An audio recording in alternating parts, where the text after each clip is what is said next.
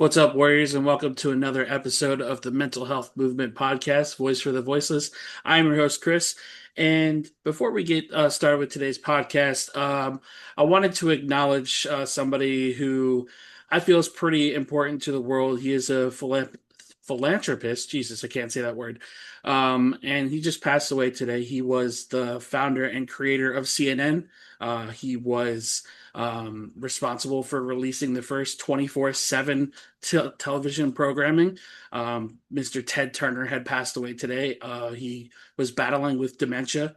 And this being a mental health podcast, I felt it was necessary to mention him because 87 years is an incredible life to live. He lived quite the life.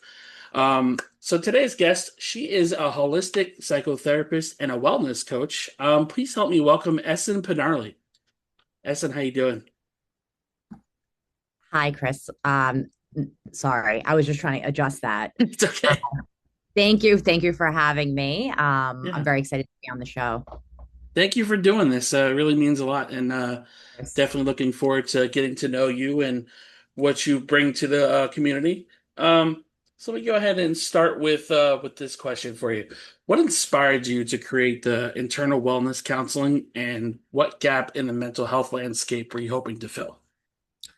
So very early on in my career, I was very focused on dual diagnosis. And so what I mean by that is very drawn to substance abuse. And so I was working in a lot of substance abuse clinics. And in those substance abuse clinics, we were doing dual diagnosis. And throughout that, we were touching on the trauma and the anxiety and the depression and the underlying issues of and I realized that substance abuse or substance use is what people do to self-soothe.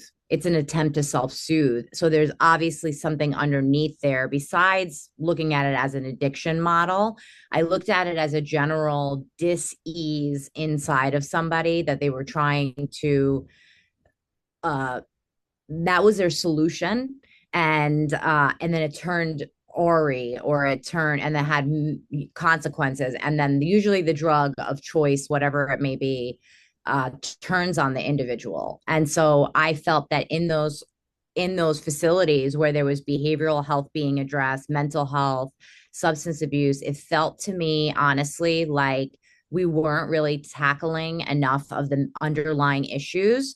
And so while I was in those companies and I was growing as a clinician, I was evolving as a person, I felt very, I was training in all of these other modalities to, because I love learning. And I feel like everybody is so unique and individualized in terms of what resonates for them and what they're struggling with, whatever that might be. And so as I trained in like psychodrama, I trained in imago, I trained in internal family systems, I trained in brain spotting, which is natural flow EMDR. I felt like my skills weren't really being put to full good use. Right. And I decided to create my own company, my own psychotherapeutic company, where I went into private practice, and I also opened up a separate coaching company later on so I could serve people all over in different aspects of their life. The coaching company is a little different. There's a lot more lifestyle transitions, and I believe in a very holistic approach, meaning mind, body, soul. Mhm. And so I'm very drawn to that kind of stuff. And I wasn't able to do that, or I felt like it was a factory, to be honest with you, where it felt like people were coming in and out and they were maybe getting temporary freedom from substance use, but they weren't being treated fully. It wasn't long enough to be treated for underlying anxiety, underlying depression. Is there bipolar 1? Is there bipolar 2 in there? Is it drug and alcohol induced? Is there trauma that's not being addressed? And I felt like the missing link was that the 12 steps I felt weren't very trauma informed. I loved it, and I think it's a great program, and I recommend it to people. A lot of my clients utilize it, but I just felt that there was more that I had to offer, and I could serve a larger population at the pace that I wanted to go with, as opposed to rushing people out the door when they were just kind of getting to something. I don't like opening people up and then not helping them close things up properly. Yeah. So I grew up with two parents who were really bad addicts. One was just more alcohol, and the other was really hard substances. And I went with her in the meetings. She was court ordered to attend meetings. And as I got older and I understood the real reason that she was going there, and you brought up something that I'm really happy you did. They didn't cover the underlying issues of what addict is taking those drugs for. Um, I've always kind of wondered, like, just people's overall opinion on 12 steps. I've heard from addicts that are recovered or recovering, rather, and current addicts that doing the 12-step program that aren't really don't feel it helps too much. And I've also heard the sentiment of the meetings are kind of, I don't want to say counterproductive, but I feel like it's dangerous for people that are, I guess, are just starting out, because you're more prone to like meet people and like, oh, you're on your first day of recovery too. What's your drug of choice? So, and they Mhm. reminisce. So I guess my question is, how effective do you think, like, you said you recommend it. How effective would you say those 12-step programs are? I wish I could give you sort of a specific number. Like I feel like it's 50% effective or 60%, but it's so nuanced in Mm, that what works for one person doesn't work for the other. I think that there's a benefit in terms of it. So when you have alcohol and drugs interwoven into the fabric of your lifestyle and you remove something out of your life, there is a void. And so if your life is centered around acquiring that drug or recovering from that drug, whatever it may be, your lifestyle has been now interwoven into the fabric and tapestry of your life. And so you need a new architectural blueprint on how to live. right. You often become like this baby that is like relearning how to socialize sober without substances, how to interact with people, how to hold a job, how to make friends without being under the influence. So I think that there's a lot of focus on the sickness and the being unwell, and that you need this healing, which I'm not against. But I think that and it states in the big book of AA, it clearly states, if you by any needs need any other help, please do not hesitate to reach out to a clergyman or a therapist, or if you need a psychiatrist. And so there could be some messaging around, depending on who the cast of characters are at the meetings that you're going to.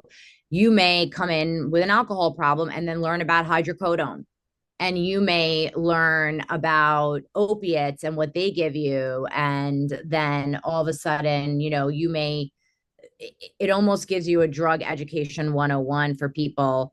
And then what happens is whenever you have a high concentration of people that are trying to recover, you also will have a high concentration of people who might relapse. Yeah. Yeah.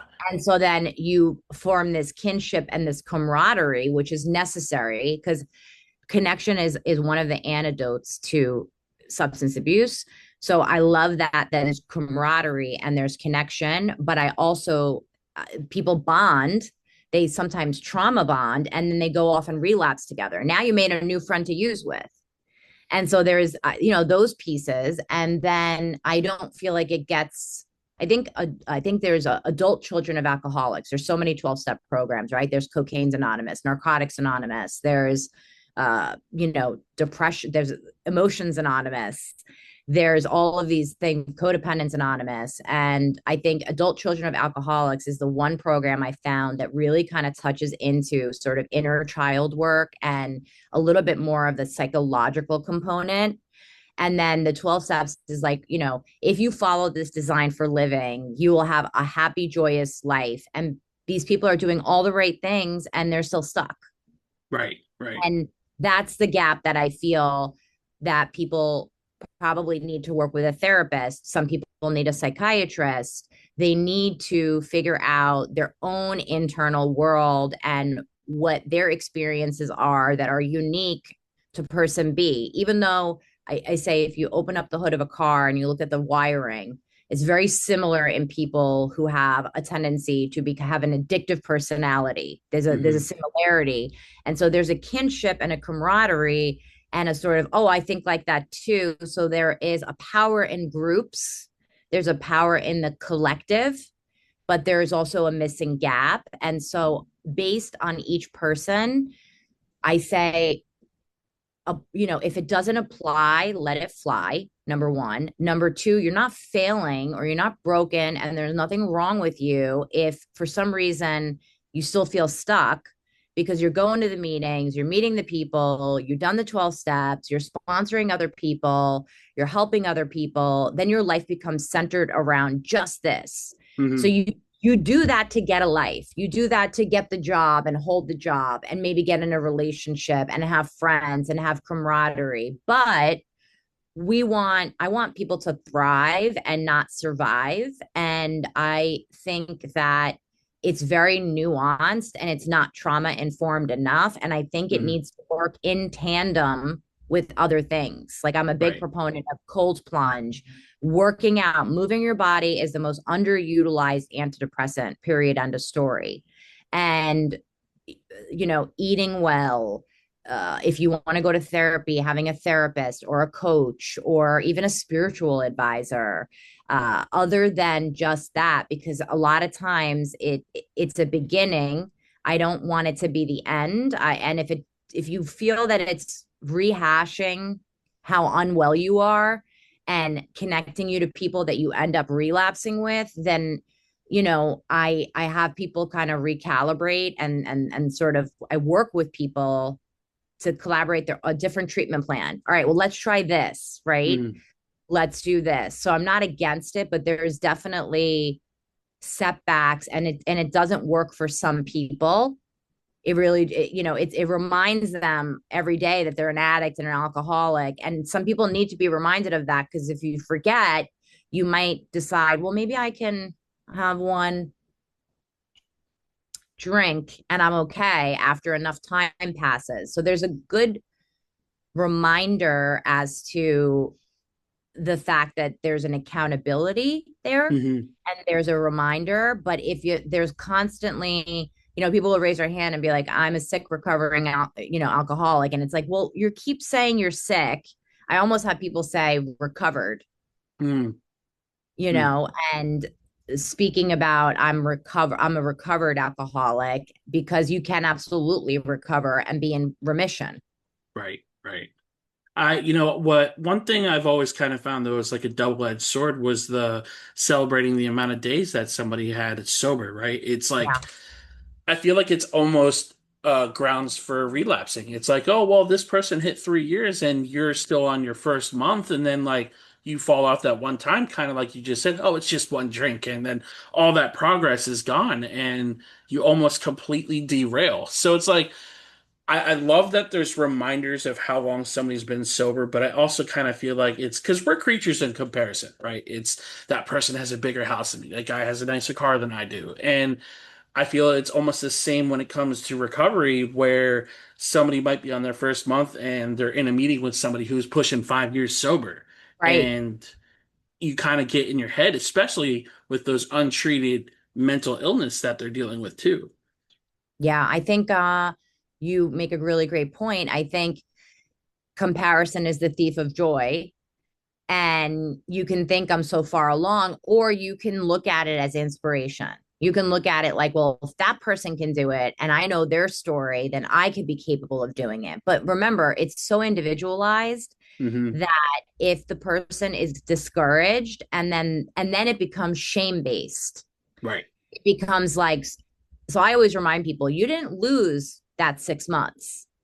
You learned something that was a missing piece. And so, yeah, okay, you're starting your day count over again. At the end of the day, I care about the quality of your recovery, not the quantity. Yes. I have seen people that are 10 years sober that are miserable and what I call, dry drunks, and absolutely miserable, who are not living an authentic, integritous, honorable, happy life. And I've seen people who have 6 months sober where their quality of recovery and life is absolutely amazing. Interesting. So it's not about that. It's a lot of times also, the further along you get, You feel like you don't have to do anything. Like I got this in the bag. And so what ends up slipping is you're not that concerned about being a decent human being. You end up maybe trading one addiction for the other, like you become a workaholic, or you end up being even people like work out, that becomes their whole entire life. Like I look at things on a pie graph. If something is taking up the majority of that pie graph, that's we're looking for more balance. And with Yeah. people who have an addictive mindset, balance is a very tricky thing. And so I think the important piece is just understanding that not it's not a one size fits all, and that it's the quality of your recovery, not the quantity of your recovery. And so if you have to, a lot of people don't go back to pick up the white chip to start all over again because of shame. Right. So they feel like, there's a judgment that they relapse. The other people in there might be disappointed in them. They're disappointed in themselves. They threw away 6 months. And I go, no, I go, it just is an indicator to you that there may be something or a piece that you haven't addressed, and that you didn't lose those 6 months. You learned in those 6 months. You strengthened other areas. Now we just have more information that and like I said, I have seen people who have had 6 months that have a much better quality of life, mental health, fitness, as I call it, mental health fitness, because we all struggle with we all struggle at certain points, whether it's situational or chronic. Yeah. The levels are different. That they have a higher quality of life than I will see somebody that has 10 years sober. So it's Right. contingent on you working on yourself. And that's just like a car. If you don't change the oil in your car, you don't maintain it, it's going to break down. Right. So instead of looking at it like this big daunting task that I forever have to be working on myself, you're the best thing you'll ever work on. Right. And working on you is all is taking care of your body, is taking care of your health, not perfectly, but doing things that bring you joy, things that make you feel alive. And you don't have to do it perfectly. But I see the longer somebody is sober, I see them sort of slip away from value Mhm. systems. I see them slip away from community in general. I see them, sort of their whys become dirtier, so to speak. And Hmm. what I mean by that is people usually have a clean why, a murky why, and a dirty why. And so that now they're all chasing maybe status or money, and it's just a completely dirty why. They're not contributing anything to society. They're not trying to help other people. They've sort of gone in this other direction, and this acquisition of material goods, or what they define as success. Yeah. And I feel like they lose their way and the quality of their recovery. And what recovery really means is that I'm recovered from a hopeless state of mind. Right. Right. And one of the biggest key words there that you said was balance. It's I grew up in a household of not sharing your feelings. My dad just, we don't share feelings here. We don't cry. We don't talk about our feelings. And mom was just under the influence most of the time, so she wasn't being mom. And I remember when, after my first attempt, I was 14 when I had my first attempt. And my first experience of therapy was being paired with a gambling therapist. At 14 years old, a gambling therapist. Oh, wow. So, mind you, this is around 2006, 2007. So, resources are nowhere near what they are now. Yeah. And my second experience of therapist to now was after my second attempt. And my idea of therapy was just like, oh, well, you just tell them about your day and that's it. That's your hour-long session. When I moved back down here to Florida and I started with the therapist that I have now, I kind of took that keyword of balance. I had that exposure to a really good therapist and have an even better one now. And the way I do my therapy is literally balance. I write down all the positive things that happen. I have little sticky notes that I write good things about my day on, and things that really stand out, I'll put them on a notebook. And the really bad things, I'll write on there too, because obviously you got to talk about the bad things. And when our sessions usually come up, sometimes I'll have more negatives than I'll have positives, but then I'll look at the positives. I'm like, wow, those are really good positives, like completely outweigh all the things that I thought were really bad. So Yeah. just to kind of touch back on that key word, balance is so important in every aspect of our life, especially when it comes to recovery or healing from trauma. Yeah. And the interesting thing is that negative things hold a stronger charge in our body than positive things. So for every negative experience or interpretation of that experience, because it's all how we interpret it and the Hmm. stories that we tell ourselves about what happens. We need five positive things to replace that one negative thing. That's how powerful negative is. And we have 30 to 60,000 thoughts a day. And so some are running in the background and some we're aware of. And a lot of them are constant and a lot of them are repetitive and a lot of them are on autopilot. And so we don't have control over the influx of thoughts that happen, but we have control over if we cling to it and start to believe something about that thought. And then that belief about that thought creates a consequence, Right. which is that I then feel bad because I believe that thought, because thoughts are not facts and thoughts are just thoughts because I have 30 to 60,000 of them a day, depending on who I am in the day, but that's basically the average. And so if I believe that thought, I call a thought an activating event. So it's an activating event, something that activated me. It activated me and I got upset about thinking like that about something. And then there's a B. The B is what do I believe? Well, if I think that breakup is really bad, then I believe I'm going to end up alone. The consequence is I get depressed and I get hopeless. So I always want people to kind of dispute it. The D is let's dispute that because you're not a psychic. You don't know for sure if you're going to end up alone just because that relationship didn't work out. But you Right. believe, look at that chain of events that what happened. It wasn't just what happened. It was how you interpreted it and what belief you had around what happened. And the consequence is how it made you feel. Right. And it kind of reminds me of that quote by Henry Ford. Whether you I'm gonna butcher it, but I believe I it know says, exactly what you're talking about. I yeah, always butcher it. whether you can or can't, you're right. Yeah. And I'm a really big believer in affirmations, right? It's you look at yourself in the mirror and tell yourself, today's gonna be a good day. Or you can go into the day and be like, oh God, it's not Friday yet, it's gonna be a shit day. You're right either way. And it's all about perception. Like you said, it's how we interpret our thoughts. And the more you tell yourself you're enough, the more you tell yourself you're going to accomplish something, you're eventually going to accomplish it because you've been motivating yourself to do it. And You're literally rewiring your brain by right. repetitive stating those thoughts. But I want to say Hmm. one little thing that I think that people miss, and I love affirmations. I'm a big fan of them. It I In order to elicit any kind of internal shift that lasts, that has longevity, that creates a change in neuroplasticity, which is basically our brain's ability to rewire itself to think a different way, to feel a different way, to move a different way, to choose a different action. We need to have that thought or affirmation coupled with a feeling.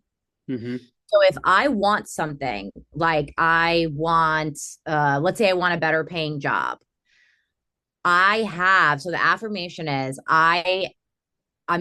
let's just say I'm getting closer and closer to my dream job that pays this amount of money. What does that feel like? Because you want that because you think it's going to give you something. You want that because you think it's going to give you financial security. You want that because you think it's going to give you emotional security. Whatever it is for you, you want that because you think it's going to give you peace of mind. You want that because you think it's going to give you I don't have to worry about things anymore. If I make a certain amount of money and I have this job, I'll feel freer or I'll feel more joy.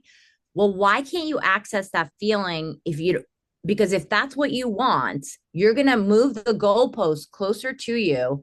If you accompany, well, what would it feel like if I had that? And people are like, well, I don't know because I never had it. And I'm like, but what are you hoping to accomplish by stating that affirmation to feel good? Well, I think I want to feel more peaceful. I go, what does it feel like to be more peaceful? Have you had a moment or an experience in your life where you have felt that? I don't care if it's even a glimmer. I call, Deb Dana, one of my teachers, calls them micro moments of joy or micro moments of feeling good, these glimmers. I don't care if it's been a second, a microsecond. What does that feel like? Bring that into your body and sift it in. And sifting is Dan Siegel, one of my other teachers. It's a sensation. So sifting the sensation, the image, the feeling, and the thought of what does peace feel like for you? What does joy feel like for you? What does security feel like for you?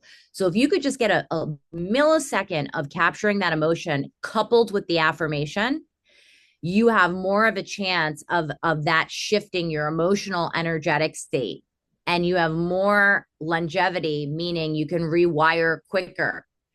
And the most suggestible time of day to do that, it's never wrong to do it. You could do it at any time. But when you're the first thing in the morning, you move from a theta state, which is the meditative state, the theta brainwave state, right into the alpha state.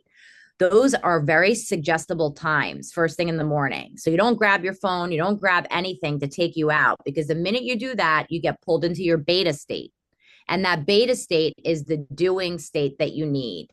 And so you want to utilize that morning time to state those affirmations coupled with that emotional feeling that you can sift in, the sensation, the image, and the feeling and the thought. So like if I want more peace, I have a moment that I go to that I remember exactly what that peace felt like, where I was like, my mind was quiet. I felt really just content. And I bring that in, and I feel that when I state the affirmation at the same time. And doing that over and over again is what rewires the brain. Right. So I wanted to share this with you because while you were sharing that, it reminded me of my grandfather, who I just lost in February. Oh Um, my God, God rest his soul. thank you. He used to say something similar, and kind of just he's like, don't grab your phone first thing in the morning. Just sit up and couple that feeling with what you were sharing. The affirmations on it being a good day, and just don't go right for your phone. Don't go right for your phone. Just sit there in that alpha state, like you said, and just put that into your day. That's how you start your day. Don't start your day on your phone. And I immediately just heard his voice and heard his words like as you were sharing that. So I just wanted to say I appreciate the Okay, I got goosebumps. Yeah. just pairing the emotion with affirmation is something I've never heard, and I think that's just such a brilliant way to look at that because it's so true.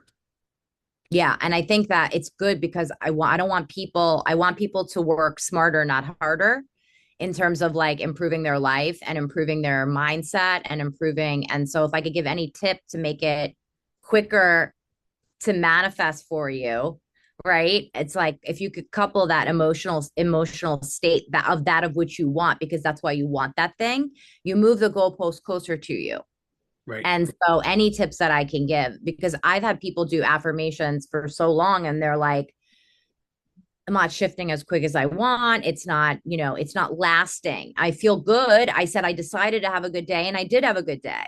And then the next day, whatever happened. And I go, right. So we were looking for the beauty of neuroplasticity is that no matter how long you've thought, felt, been a certain way, no matter how long you have had a wound that took a lot longer than you wanted to close, whatever it was, you can rewire and train your brain. That's how resilient we are as human beings. You Yeah. made you made yourself feel really, really bad. You're good at that. So then you have the ability to make yourself feel really, really good because you're the one through repetition of those negative statements coupled with an emotion. You were Hmm. coupling that negative statement with an emotion. You felt it in your body, Yeah. whether you acknowledged it or not. So that repetition wired in that negative state. So now we do the opposite. I love that. So Yeah. you had mentioned connection, just kind of you also brought it up with you've seen clients who were 10 years sober and just kind of like disconnected from life. Many people feel disconnected from themselves. So what do you define as reconnection, and what does it look like in practice? Mm. So a lot, and so because I see a variety of clients with a plethora of things, right? Some people come into me with wanting to work on their attachment style, how they attached romantically. Some people come in with unresolved trauma. Some people get acute anxiety or all of a sudden start getting panic attacks and they never had it before. Depression, life transitions, breakups. So I see the sort of the whole gamut, high achieving professionals, people, all walks of life, all issues. And I think it's again very unique and individualized. And my goal is I co-collaborate with the people I work with. So I'm like, we're a team. I'm not above you. We are a team. And if something, I don't care if something is evidence-based and that there's all these studies around it. If it doesn't resonate with you, it's out. I don't care how many clinical trials have been done on it. And this is the holy grail, when I do EMDR or I do brain spotting with people and I go beyond talk therapy and it doesn't resonate. I'm like, it doesn't matter. It's not for you. And I want to do things that are for you. And so I think the quality of your life is determined by the quality of your thoughts, and the quality of your life is determined by the quality of your connections. So I think we focus on connection, and how do we amplify and give you your best life. And the disconnection from self happens in trauma. It's a Mm-hmm. response to trauma, right? So I experienced something traumatic. I interpret it as traumatic and I disconnect from myself because my body is a bodyguard and my body will disassociate, make me check out, make me compartmentalize to protect me. Because the enormity of that pain in that moment, my body cannot handle. So it shelves it for a later date, but there's an emotional debt to pay. It's not your fault that you witnessed or experienced that trauma, but it's our job to reconnect with self. So it's almost a fragmentation of off of yourself and to disconnect, because to be connected to self, to be connected to that pain, if especially if you're in a young underdeveloped brain, literally your brain cells from the bottom part of your brain would go to the top part of your brain and fry your brain cells and you would actually die. Wow. So your body has this bodyguard that protects you. So it utilizes compartmentalization, disassociation. It makes you check out. It makes you disconnect from yourself, because to be connected to that internal world of that pain is way too much to handle with that underdeveloped brain. I mean, your prefrontal cortex, Right. which is your emotional regulation center, isn't fully developed until you're 26 years old. So you have this young developing brain and this really, really traumatic pain. The body won't be able to tolerate that. And so it fragments off. So, in order for people to reconnect with themselves, I teach people to I say, let's peel back the curtain and get into that internal world. And we all have an internal world. We all have an internal monologue. We all have a beautiful system of parts inside of us. We have this, we have inner critic. We have a perfectionistic part. Like there's these competing parts too, right? Like I have this part that wants to get up at 7 a.m. and drink a green juice and jog before work, and then there's this other part of me that wants to sleep in a little bit, right? And so you have this internal ecosystem inside of you. And so I don't ask people, if you've been disconnected to survive and you've had to do that to survive, it would overwhelm your nervous system to just get connected back with all of that emotionality. And I call that the interiority of people, the Right. interiority, right? So I call it titration. I slowly get you to connect back to yourself, to what you feel, but I create safety and I'm an active witness. And this time, if you bring up a feeling, you're not alone in it. Yeah. So people can invite me in if they choose through, and they don't decide when. Their system has to feel safe enough with me for that to unfold. So we start slow, right? And some people are like, I don't know what I feel because I'm so disconnected from that. I don't know what I Mhm. feel. Right. And so I'll take sometimes the way in is, well, how do you feel about that person? Tell me somebody you have unconditional love for. And then we can bring that feeling inside of you, right? So I call it out to in. If you can't get in and you're so disconnected, that's okay.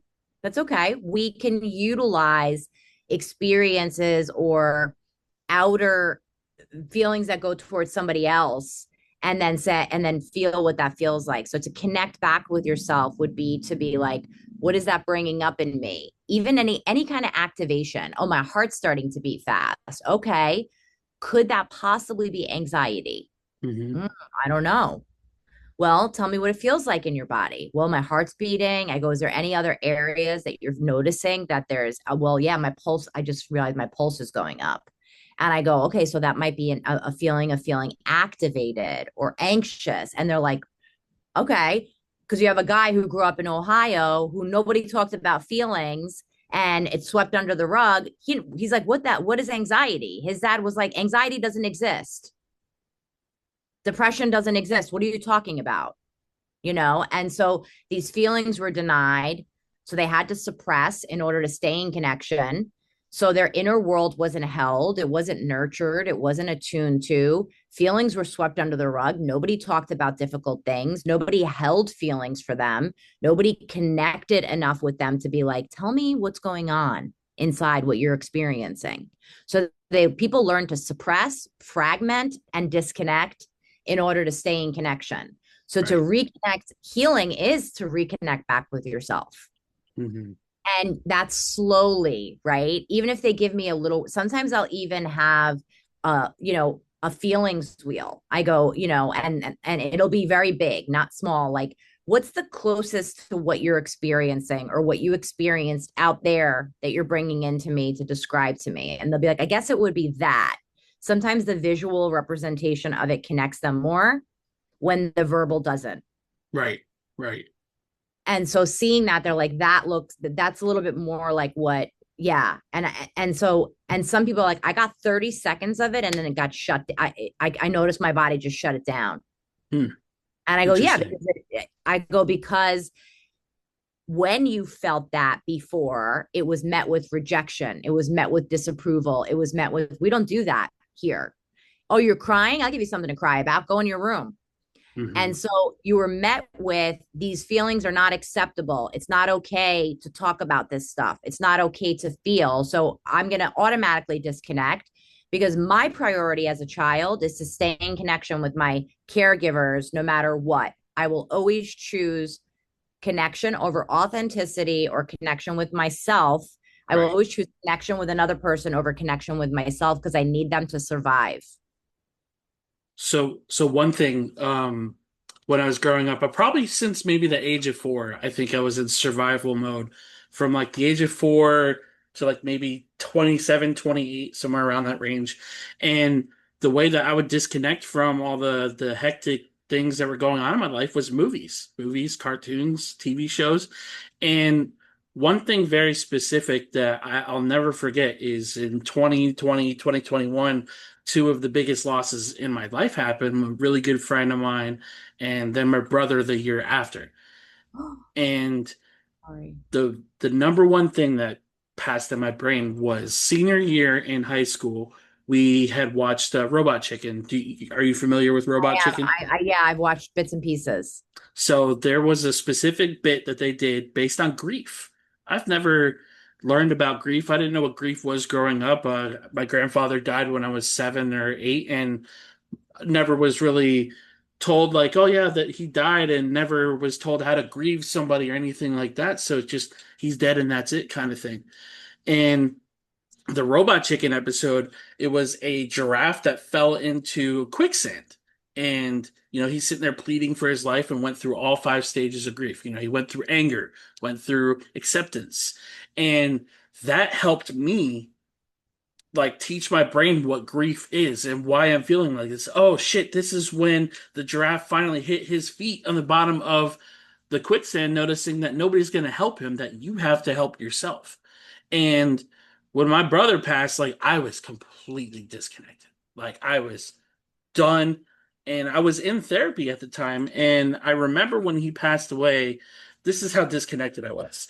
So I got onto the camera with my therapist, and when I had told her that he passed away, she's like, "Why didn't you call me? Why didn't you tell me that happened?" Like, because I was never told that you could just call the therapist or contact the therapist when something traumatic like that happens.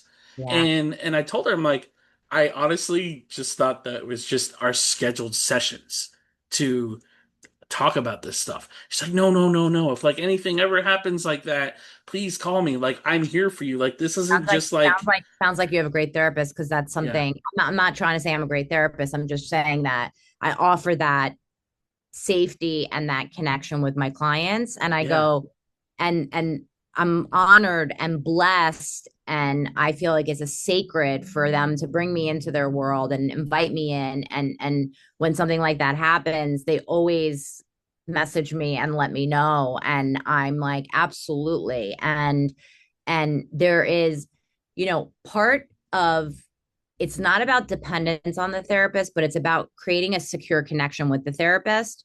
And so then that becomes a vehicle for transformation because then you take that relationship, that therapeutic relationship, and that safety and presence and consistency and that availability and that security and that they got you and that yeah, they witness you. And it's like, of course, if that happens, you should be calling me. I want to know and I want to be right. able to hold space for you. Yeah, And so that teaches your nervous system, maybe I can share more. Maybe I can reach out.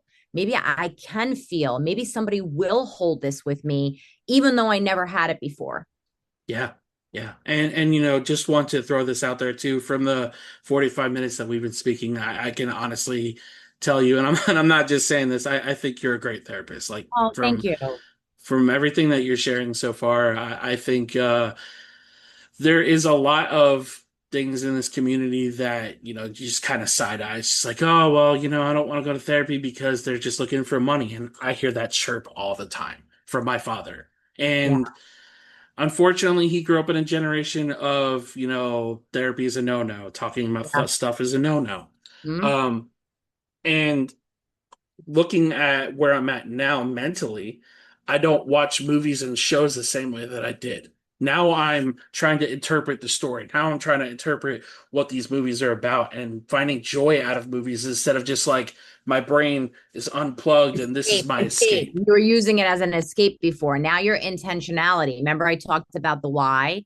Yeah. Now you have a cleaner why as to why you're Hmm. watching movies. And it's interesting because I've heard all these things about Ted Lasso, and I've never watched Ted Lasso. I've watched everything else. I've watched Shrinking. I'm a therapist, right? Love that show. And so I started watching Ted Lasso, and it's so heartwarming.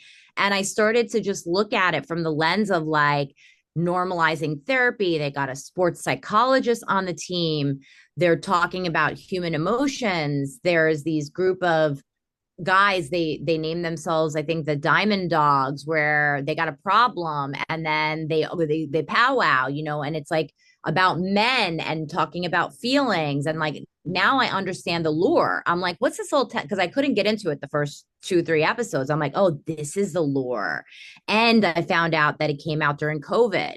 So during that time where we felt so disconnected, here's this heartwarming, wonderful experience of this main character that's the protagonist as this good man, this kind-hearted man. And there's all these like great messages in there that's just like believe and camaraderie and it's okay for men to have feelings and accountability and all these wonderful things. And I think, as you grow and evolve and heal, your intentionality behind why you do what you do. It's like, hey, I used to do that to lose myself or to escape as a distraction. Now I try to, what do I learn from it? How am I enjoying it? I'm present with it. I'm involved in it. I'm getting a message out of it. And I'm a big fan. So I love the arts. I love books. I love visuals. I love dancing. I've danced my whole life. I feel like sort of those kind of visuals can transmit and transform coupled what can't get to somebody vocally when they see it visually impacts differently. So I'm a Yeah. big, my Instagram is like a love letter to people to try to offer things. And I'll often take a dance video because I danced my whole life and I'll interpret it from a therapist lens about, because I know for me, art was a way of me expressing how I felt. Fashion is a way of me expressing how I feel. And so I will often couple a visual, and people will be like, why did that hit so hard? And I go, I do that intentionally because I know some people can't get access to Yeah. certain feelings. And, and there's this Bad Omens official, they did a little video. The guy from Sons of Anarchy, Opie, is in the therapist seat, and the little child is wearing, and it was just a snippet of like two snippets of a teaser for, I guess, one of their songs, Sphinx or something, coming out. And Mhm. I came across it, and it impacted me, and I interpreted it from my lens as a therapist as to, and it hit home with people. I mean, people are just like, and I was like, this is where I can offer my inner child work free guide for people to gently learn how to reparent, Yeah. Yeah. and give themselves what they never had before. Yeah. But people are like, why am I crying? And it's Tuesday in the middle of the day. Seeing something like words is a lot different than an emotional evocation. It elicits and it emotes emotion, and it often gives people access to things they might not have if it's not coupled with a visual, because everybody works so differently, right? Right. Right. And that's why sometimes, talk therapy is not enough. I have a lot of clients. We just do somatic work, and we just do brain spotting. We do focused mindfulness. We'll touch base. We'll do a little check in, but we'll do a lot of, they've done talk therapy for years. And then I have some people that are verbal processors. I go, do you think that you avoid your thoughts and feelings by intellectualizing it? Hmm. some Interesting. people some people do, right? So if Right. I can talk, I don't have to feel, but I'm explaining things to you and I'm getting it literally off my chest, so to Yeah. speak. But is that doing anything for you? Is that Mhm. actually moving the needle? Because I want you to achieve everything that you want. If you want happiness, if you want to feel better, if you want, and so, as much as I'm open to hearing you talk all day long, and I would love to hear, but I want to know, is intellectualization an armor for you? Or is the talking, uh, you know, and you can externally process, but I will stop people at certain times and I go, I can do this all day, and I can go wherever you go. But I really want to help. And I'm wondering if you're willing or open to processing it a little more internally, Mhm. because it's like the specifics. Sometimes I care about the emotions. It's not that Right. I don't care about the specific things going on in your day, but it's also sometimes exhausting. You've already lived that out. Now you got to come to me and you got to be like, and then what happened over here on Tuesday at this time? And then I go, and I'm like, why don't you just tell me anxiety, overwhelm, activation, da, da, da. Let's work with that. Yeah.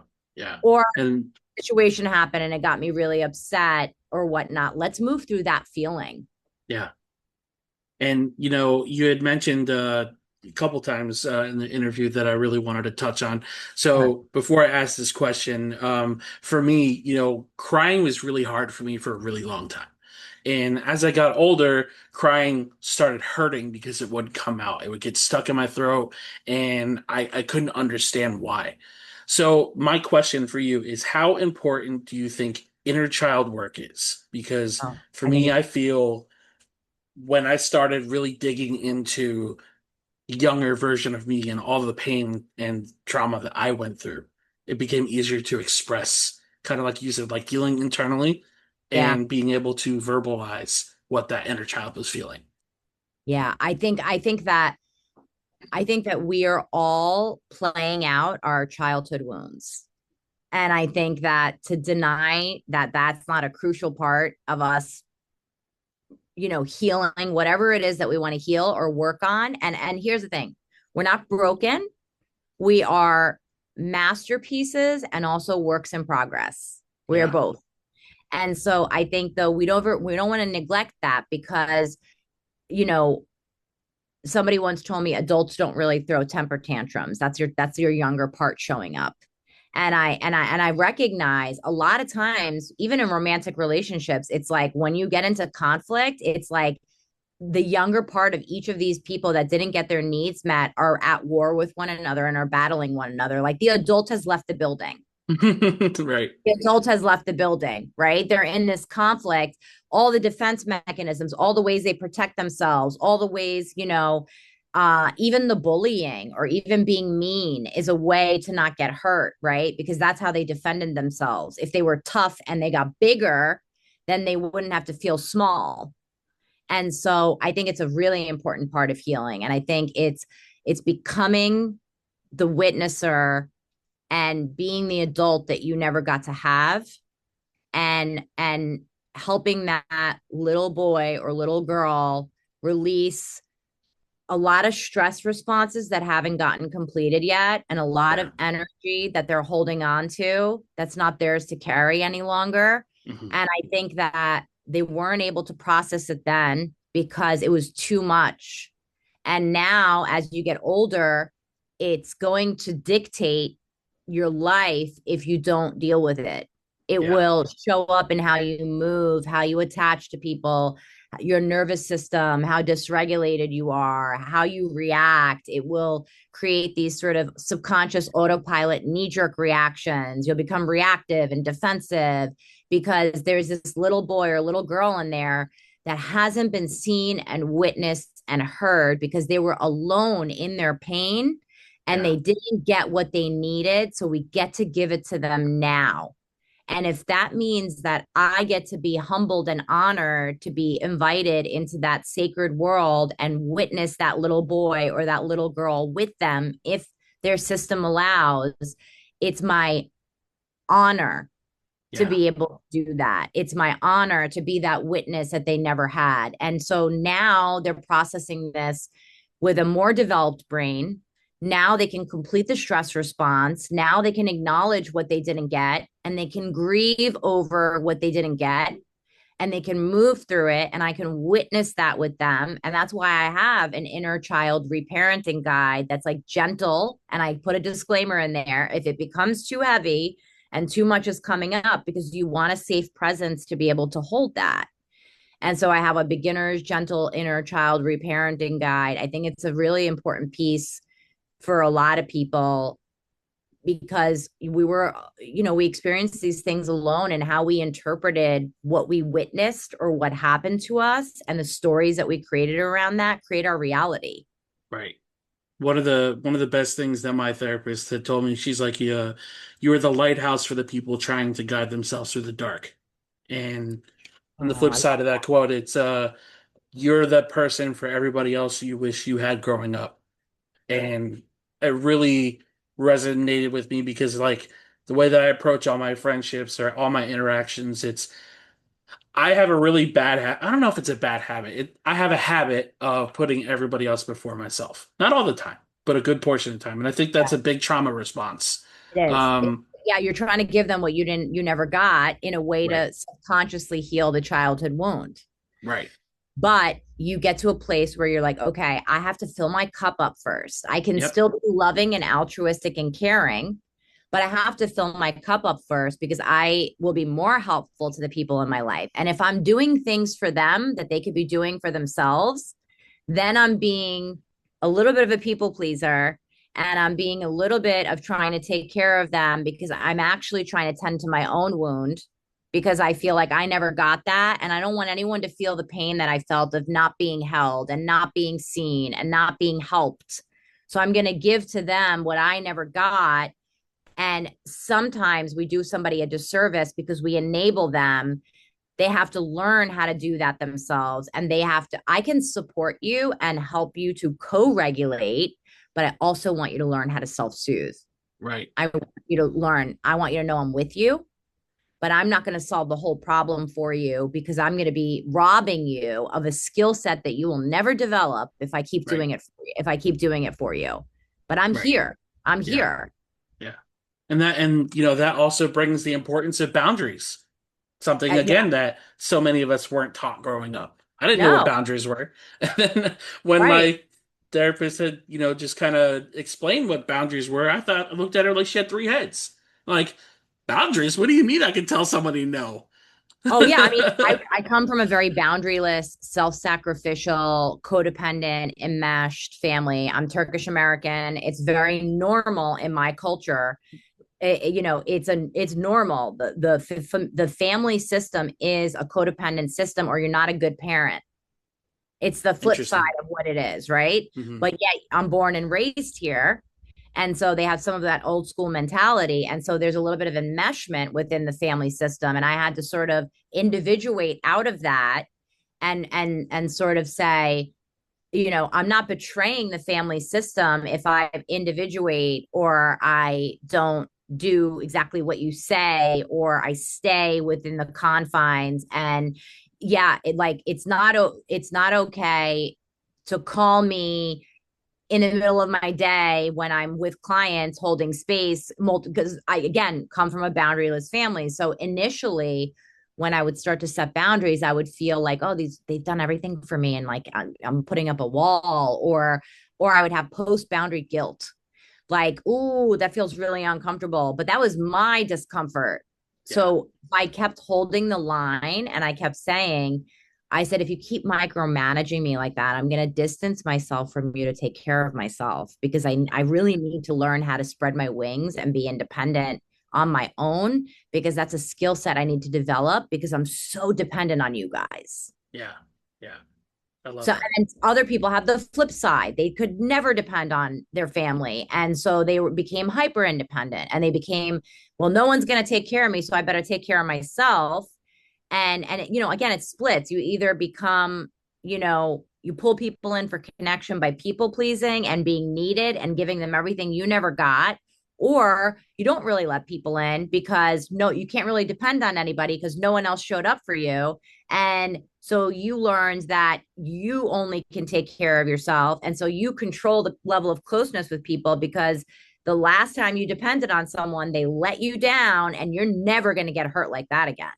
Yeah. So Yeah. it plays out, and these wounds are, same underlying wound can manifest very differently. Right. Right. Yeah. One can become, I need to be in connection with people and I need to please them and I need to take care of them. And one could be, I can't depend on anybody. So I'm going to just do it all myself. Yeah. But the same fear underneath is the fear of abandonment and the fear of, you know, the connection of, if I really let you in and you really see me, you're not going to want me anyway. Right. Right. So not good enough or too much or not enough, or all of these are the same wound, just manifested and played out differently. Yeah. Yeah. It's a it's a seesaw of emotions, that's for sure. Um, you had written a quote, and I made sure to include this in there because I think it's absolutely brilliant. And it reads, "You don't have to hold everything together to be loved," and it resonates deeply. What does that truth mean to you today? Ooh, you know, I think I've always been somebody, you don't have to hold it all together to be loved. You don't have to earn love. You don't have to perform for love. You don't have to have everything together to be loved. You don't have to be perfect to be loved. You don't have to be anything except yourself, because you are born whole and you deserve to be loved, not for what you do, or for just for the fact that you are here to love and be loved, period. And you don't have to hold it all together or have it all together or be a certain, you know, thing or be in a certain place to be loved. I have a lot of people that are be like, oh, when I heal a little bit more, maybe then I'll be worthy of love. And I'm like, no, you're worthy of love now, Yeah. now. And you get wounded in relationship. And so you can heal in relationship also. And so you don't have to hold it all together. You don't have to be messy, be afraid, show up, and you deserve to be loved in this version of yourself. You deserve to be loved if you choose to evolve and grow. You deserve to be loved if you have it all together or you don't have it all together. We're all just winging it, Yeah. doing Yeah. the best that we can. And so you deserve love at any stage of whatever you are struggling with or not struggling with, or not evolved, or not, oh, you only deserve if you have it all together or you hold it all together. And also being the strong one, right? If I'm the strong one, that only then am I loved. If I'm the one that, I have all the pieces in place, right? I have the job, I have this, I have that, then I'm deserving of love. Right. I'm skinny enough, I make enough money, I whatever your metric system is, because everybody has a metric system for self-worth and self-esteem that determines if they're lovable or worthy. Yeah. And what I'm saying is none of that matters, because the most confident people that truly believed that they are lovable just as is are the people that you wouldn't stereotypically think.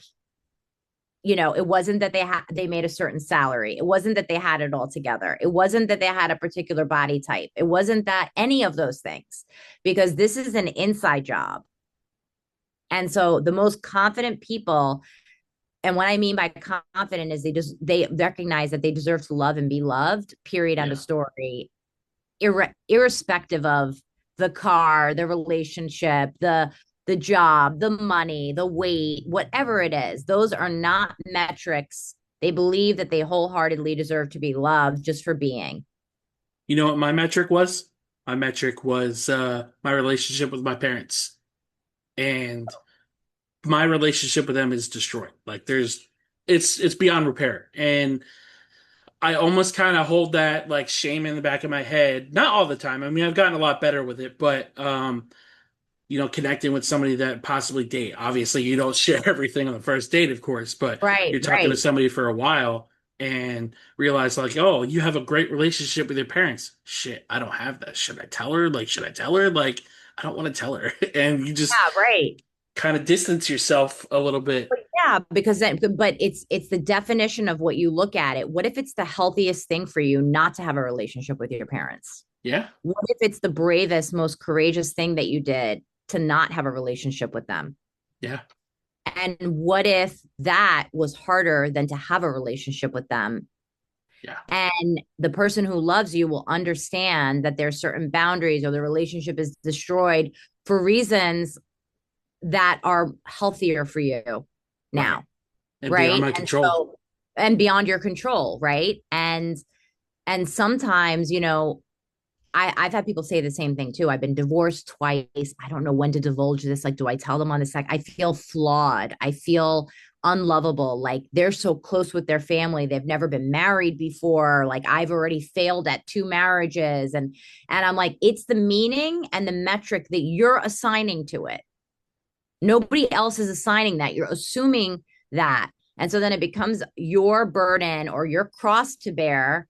And your metric is, I'm less than because my relationship with my parents are destroyed. What if it's beyond your control and it's the healthiest thing for you to not have a relationship with them? Yeah, yeah. And it's definitely something a constant reminder of just like, they're separated from me for a reason. And, I try to reaffirm that in my head. It's definitely something over the last year and a half that I remember when I finally came to the conclusion of they are who they are and you can't change them and you have to accept people for who they are. And that was like the most peaceful decision I've ever made for myself. So you're telling me that even though it's beyond your control and that's a peaceful decision that you made, that, and you also mentioned to me that you grew up with two addicts. Yeah. Oh, you're adult child of alcoholics. It's called ADOC, whatever. Adult child of addicts. I can Mhm. imagine what you went through and how they were in a relationship with something else. Yep. So they can't possibly be attentive and attuned and with you, right? And then they're under the influence of, I don't know what happened. Were they violent? Were they mean? Were they absent? Were they neglectful? Were they abusive? And so sometimes the healthiest thing to do, and sometimes you don't even choose it, they choose it because they're so unwell, or they just, are they still in active addiction? Have they ever gotten sober? Have they ever worked on themselves? And so I think it's so nuanced that, you could sit here and be like, I wish I had a mom and dad that I had a close relationship with, but that's not It's not these are not, reality. it's not reality. And that doesn't make me any less than. I'm Yep. actually courageous and brave. And through no choice of my own, I don't have a relationship with them. But that's not like a scarlet letter. That's Yeah. not a branding unless you decide that it is. Right. Right. Absolutely right. And We're that's that whole activating event and the belief around it. That's what that right. comes to. And the Yep. consequence of that is that you feel less than, or when do I share this secret that may be a deal breaker because she's so close to their family? Right. Yeah, I Yeah. definitely couldn't agree more. Before I get to the quote for the end of the podcast, where can our listeners find you? So eternalwellnesscounseling.com is my website. And then my love letter that I was talking about, my Instagram that I work so hard on to like give free resources, is an inner child reparenting guide on there, becoming aware of self guide on there. It's called Esin Pinarli underscore LCSW. Awesome. And so they can find me there. Perfect. Before I read my quote, I just want to say, Essen, thank you so very much for doing today's podcast. Means the entire world to me, and I think this has been one of the best conversations I've had. So thank you so much. Thank you so much for having me on. It's Of my pleasure. course. Yeah. So I had posted this on my mental health group on Facebook, and I wanted to share it here because it was just too good not to read. Hate has four letters, but so does love. Enemies has seven letters, so does friends. Lying has five letters, so does truth. Negative has eight, so does positive. Under has five, so does above. Cry has three letters, so does joy. Anger has five letters, so does happy. Right has five letters, but so does wrong. Hurt has four letters, so does heal. It means life is a double-edged sword. So transform every negative side into an aura of positivity. We should choose the better side of life. I love that. I love And that. when I was writing the questions out for you, and before we started recording, I was reading over the quote. I'm like, this is just too perfect for everything that you cover. So, again, Essen, thank you so very much for the podcast today. Absolutely. Thank you so much for having me on. And for all my listeners, as always, be gentle with yourselves. And until next time, much love.